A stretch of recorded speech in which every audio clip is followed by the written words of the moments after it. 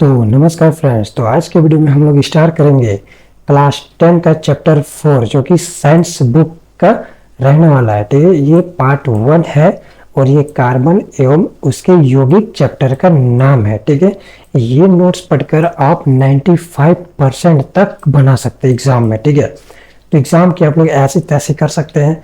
तो वीडियो को कुछ नहीं करना है, बस ध्यान से देखना है। ठीक है, पूरा अच्छे से देखना है वीडियो को और अच्छे से समझना है। और हाँ, सबसे इम्पोर्टेंट बात कि नोट्स बना लेना।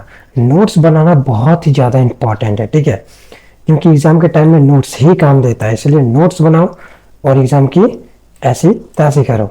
तो आइए वीडियो को देखते हैं। तो देखो, सबसे पहले यहाँ पे कार्बन की विशेषता है। ठीक है, कार्बन की विशेषताएं क्या है? तो कार्बन का परमाणु क्रमांक 6 होता है। कार्बन का जो परमाणु क्रमांक होता है वो कितना होता है? 6। और इसे सी से दर्शाते हैं। कार्बन का मतलब सी।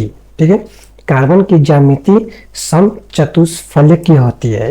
कार्बन की जो ज्यामिति होती है वो समचतुष्फलकीय होती है। ठीक है, ये बहुत ही ज्यादा इंपॉर्टेंट था। कार्बन की संयोजकता 4 होती है। कार्बन की संयोजकता कितनी होती है? 4। यह एक अपनी चारों संयोजकता को पूरी करने के लिए यौगिकों के साथ एकल, द्वि एवं त्रिबंध बनाकर अणुओं का निर्माण करते हैं। यानी कि जो कार्बन अपना संयोजकता को पूरा करता है तो ये कौन कौन से यौगिक बनाता है? एकल यौगिक बनाता है और त्रिबंध यौगिक बना के अपना कार्य को पूरा करता है। ठीक है, उसके बाद है कार्बन के 3 प्राकृतिक समस्थानिक कौन कौन से हैं? C12, 6, C13, 6, C14। ठीक है, तो ये जो है सब इम्पोर्टेंट है। अब हम लोग देखते हैं कार्बन में आबंध, सहसंयोजी आबंध। ठीक है, तो आयनिक यौगिकों के अलावा अनेक ऐसे यौगिक भी होते हैं जिनके अणुओं के आयन नहीं होते हैं। ठीक है, हाइड्रोजन, क्लोरीन आदि। ठीक, इन सभी अणुओं के प्रत्येक परमाणु ऐसे रासायनिक आबंध द्वारा जुड़े होते हैं जिनकी उत्पत्ति आबंधित परमाणुओं के मध्य एक या एक से अधिक संयोजकता इलेक्ट्रॉनों की साझेदारी द्वारा होती है। ठीक है, तो ये इतना भी ज़्यादा इम्पोर्टेंट नहीं था, तो इसको स्किप करते हैं। यहाँ देखो हाइड्रोजन का अणु। तो हाइड्रोजन की परमाणु संख्या है 1। हाइड्रोजन का जो परमाणु संख्या कितना है? 1। अतः इसके के कोश से एक इलेक्ट्रॉन है तथा के कोश को भरने के लिए इसको एक और इलेक्ट्रॉन की आवश्यकता होती है। के कोश खाली रहता है इसके कारण एक इलेक्ट्रॉन की आवश्यकता होती है के कोश को भरने के लिए। ठीक है, अतः हाइड्रोजन के 2 परमाणु इलेक्ट्रॉनों की साझेदारी करके हाइड्रोजन का अणु H2 बनाता है। और जो खाली रहता है इलेक्ट्रॉन किससे साझेदारी करता है? हाइड्रोजन से साझेदारी करके उसको पूरा कर लेता है। ठीक है, आगे समझ में। अब हम लोग देखते हैं आगे। तो आगे क्या है? सो देखो H+H क्या बन जाता है? ये आबंध करके सहसंयोजक आबंध बन जाता है। ठीक है, और यहाँ पे देखो क्लोरीन की अणु। तो क्लोरीन के एक अणु में से 2 क्लोरीन परमाणु होते हैं। ठीक है, क्लोरीन के एक अणु में से 2 क्लोरीन क्या होते हैं? परमाणु होते हैं। 2 क्लोरीन परमाणु अपने अष्टक को इलेक्ट्रॉनों के एक युग्म की साझेदारी से पूर्ण करते हैं। ठीक है, जो खाली रहता है वो अपने अड़ोसी पड़ोसी से ले लेता है और उसको पूरा कर देता है। ठीक है, आप लोग यहाँ पे फोटो को देख सकते हैं, अच्छे से समझ सकते हैं। ठीक है, तो यहाँ पे अगर मैं समझाने बैठ जाऊँ तो अभी वीडियो लगभग 4 घंटे का बन जाएगा, तो फिर बहुत ही दिक्कत वाली बात हो जाएगा। ठीक है, आगे देखो ऑक्सीजन का अणु। वैसे भी ये इतना इंपॉर्टेंट नहीं, एग्जाम में नहीं पूछता है। ठीक है, तो इसके लिए आप लोग टेंशन बिल्कुल भी मत लो। ठीक है, जो इम्पोर्टेंट है मैं आपको बता दे रहा हूँ एग्जाम की दृष्टि से, तो खाली वीडियो को देखना है। ऑक्सीजन की अणु। ऑक्सीजन अणु में 2 ऑक्सीजन परमाणु एक दूसरे से आबंध करते समय 2 इलेक्ट्रॉनों की साझेदारी करके अपने अष्टक को पूर्ण करते हैं। ठीक है, 2 इलेक्ट्रॉन क्या करता है? साझेदारी करके अपने अष्टक को क्या करता है? पूर्ण करता है। ठीक, एक द्वि आबंध बनाते हैं और इससे क्या बनता है? एक द्वि आबंध बनाता है। ठीक है, अब देखो यहाँ पे ऐसे यहाँ पे देखो 2 आबंध को पूरा करने के लिए यहाँ से एक ले लेता है और यहाँ पे क्या बना देता है? ऑक्सीजन अणु बना देता है। ठीक है, जो खाली रहता है। 2 ऑक्सीजन परमाणु है यहाँ पे। ठीक, देखो एक ये है और एक ये है। ठीक है, आगे देखो नाइट्रोजन का अणु, ठीक है। नाइट्रोजन का अणु कैसे बनता है, सो देखो नाइट्रोजन अणु में से नाइट्रोजन के परमाणु के बीच एक त्रिबंध होता है। क्या होता है, त्रिबंध, क्योंकि हाइड्रोजन परमाणु का इलेक्ट्रॉनिक विन्यास यानी कि 2 और 5 होता है। नाइट्रोजन परमाणु का जो इलेक्ट्रॉनिक विन्यास होता है वो कितना होता है, 2 और 5। तो ये चीज याद होना चाहिए था, ठीक। इन्हें अपना अष्टक पूर्ण करने के लिए 3 इलेक्ट्रॉन की आवश्यकता होती है। इन्हें अपने अष्टक को यानी कि इसके अपने कामों को पूरा करने के लिए कितने इलेक्ट्रॉन चाहिए, तो पूरा 3 इलेक्ट्रॉन चाहिए, ठीक है। आगे समझ में। तो अब देखते हैं यहाँ पे, ये है 2 नाइट्रोजन अणु, ठीक है। ये पहला है नाइट्रोजन अणु और ये दूसरा है नाइट्रोजन अणु। अब यहाँ पे 3 इलेक्ट्रॉन युग्मों की साझेदारी हो रहा है, ठीक है। यहाँ पे 3 युग्म नाइट्रोजन की साझेदारी हो रहा है, इलेक्ट्रॉन की साझेदारी हो रहा है, और यहाँ से साझेदारी करके बन जाता है नाइट्रोजन अणु। आगे समझ में। तो अब हम लोग देखते हैं मीथेन का अणु, ठीक है। तो मीथेन कार्बन का एक यौगिक है। ईंधन के रूप में मीथेन का बहुत अधिक उपयोग होता है। मीथेन का सूत्र होता है CH4। क्या होता है, CH4। इसमें कार्बन की संयोजकता 4 है, ठीक है। इसमें कार्बन की संयोजकता कितनी है, 4 होती है। उत्कृष्ट गैस विन्यास की स्थिति को प्राप्त करने के लिए कार्बन इन इलेक्ट्रॉनों की साझेदारी हाइड्रोजन के 4 परमाणु के साथ करता है, ठीक। कितने साथ करता है, 4 परमाणु के साथ करता है, ठीक है। देखो पहला हो गया, ये दूसरा हो गया, ये तीसरा हो गया और ये चौथा हो गया, ठीक है। ऐसे करके पूरा 4 इलेक्ट्रॉन को क्या करता है, पूरा करता है, ठीक है। अब हम लोग देखते हैं आगे सहसंयोजी आबंध कैसे बनता है। सो देखो, तो 2 परमाणु के बीच इलेक्ट्रॉन के एक युग्म की साझेदारी के द्वारा बनने वाले आबंध सहयोजी आबंध कहलाते हैं, ठीक है। क्या कहलाते हैं, सहयोजी आबंध कहलाते हैं। तो इसका गुण क्या है, तो देखो इनका अंतरानुक बल कम होता है। क्या होता है, इनका अंतरानुक बल जो होता है ये बहुत ज़्यादा कम होता है। गलनांक एवं क्वथनांक कम होता है, और इसका संयोजी आबंध का क्या होता है, गलनांक भी कम होता है और क्वथनांक भी कम होता है। और अगला है विद्युत के कुचालक होते हैं, और ये विद्युत के क्या होता है, कुचालक होता है। कुचालक का मतलब हो गया कि विद्युत इसमें नहीं आर पार जा सकता, यानी कि इसमें करंट नहीं आ सकता, इसको बोलते हैं कुचालक। और बिजली आर पार जा सके यानी कि उसमें करंट आ जा सके तो उसको हम लोग बोलते हैं सुचालक, ठीक है। तो अब देखो यहाँ पे कार्बन के अपर रूप, ठीक है। कार्बन के अपर रूप को हम लोग देखते हैं। तो किसी तत्व के विभिन्न रूप जिनके रासायनिक गुणधर्म एवं समान होते हैं जबकि भौतिक गुणधर्म भिन्न भिन्न होते हैं तो अपरूप कहलाते हैं, ठीक है। यानी कि किसी भी तत्व का जो भिन्न रूप होता है, किसी भी तत्व का अलग अलग रूप होता है तो रासायनिक गुणधर्म में एक समान होता है, यानी कि अलग अलग रूप होगा तो रासायनिक गुणधर्म में एक जैसा होगा। जबकि भौतिक यानी कि किसी भी ठोस गुणधर्म होगा, ठीक है, तो उसका क्या होता है, भिन्न भिन्न होता है, तो उसको हम लोग क्या कहेंगे, अपरूप कहेंगे। यानी कि मिलता जुलता रूप नहीं रहेगा, अलग अलग रूप रहेगा, ठीक है। जैसे हम और तुम अपरूप है क्योंकि मेरा और तुम्हारा चेहरा नहीं मिलता है, ठीक है, ऐसे होता है। अब हम लोग देखते हैं हीरा। तो हीरे में कार्बन का प्रत्येक परमाणु के 4 अन्य परमाणुओं के साथ आवंधित होकर एक दृढ़ त्रियामी चतुष्फलक की संरचना का निर्माण करता है, ठीक है। यानी कि हीरे का जो हीरे किससे बना होता है, कार्बन से बना होता है, सबको जानता है। तो परमाणु के 4 अन्य परमाणु, ठीक है, परमाणु के भी 4 अन्य परमाणु होते हैं, ये याद रखना।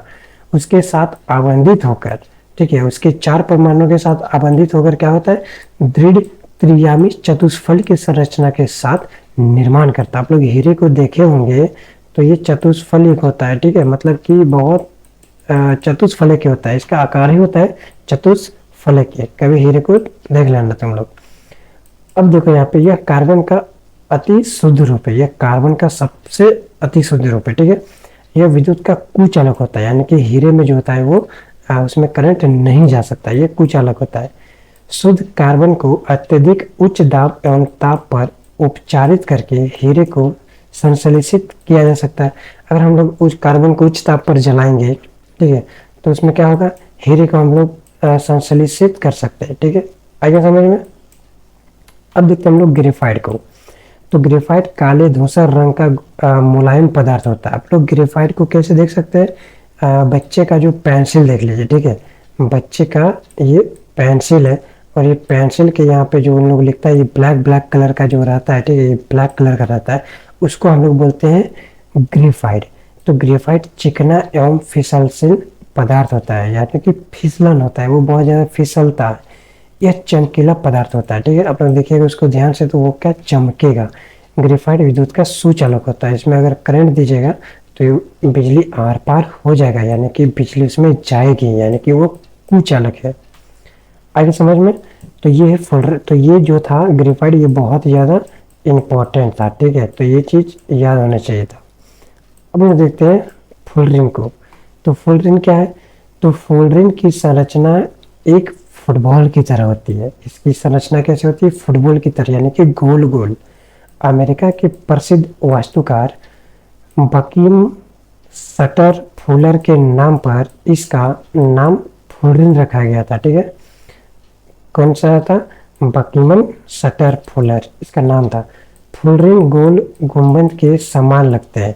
C60 सर्वाधिक अस्थायी फुलरिन है, जिसे बकीमन सटर फुलरिन भी कहते हैं। ठीक है, बहुत अजीब सा नाम है, कौन याद, ये ज़्यादा इम्पोर्टेंट नहीं है। ठीक है, बहुत अजीब सा नाम है।